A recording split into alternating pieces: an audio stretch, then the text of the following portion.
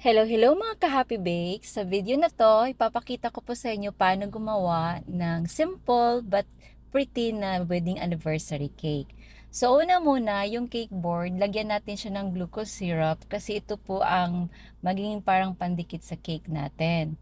Pagkatapos po, nilagay ko na yung cake. Ang size pala ng cake is 4 by 4 inches cake. Ito po ay Choco Moist. Tapos yung kanyang frosting, ang ginamit ko po dito ay yung soft icing.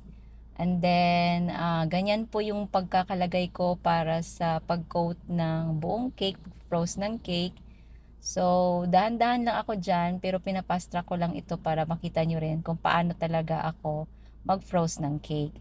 Tapos, gamit tayo dyan ng spatula to flatten the top of the cake. Tapos naman, yung cake smoother para i-smoothen natin yung side ng cake. Pati na rin sa taas ng cake. Ngayon naman po, gagamit tayo ng silicone pastry brush para gagawa tayo ng texture daan sa side ng cake na parang wave siya. Pati na rin dito sa taas ng cake. So, parang magiging effect siya ng cake. Yan po ang isang technique na i-share ko dito para po sa mga newbie. Then, instead na sugar flour, gumamit po ako dyan ng artificial flour para naman cost cutting sa cake.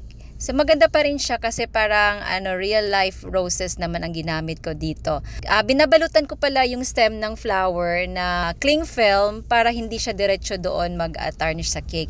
Tapos ito, naglagay ako ng happy anniversary greeting na nabili ko lang sa Shopee.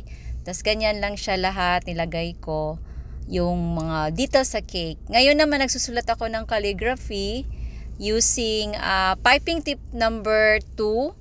So, dahan-dahan lang dyan, pagkakalagay, parang effect na rin siya. So, ito na po yung buong cake. Salamat pala kay Miss Evelyn sa pag-order ng cake na ito. Hope you like it po. Sa susunod na vlog ulit. Salamat!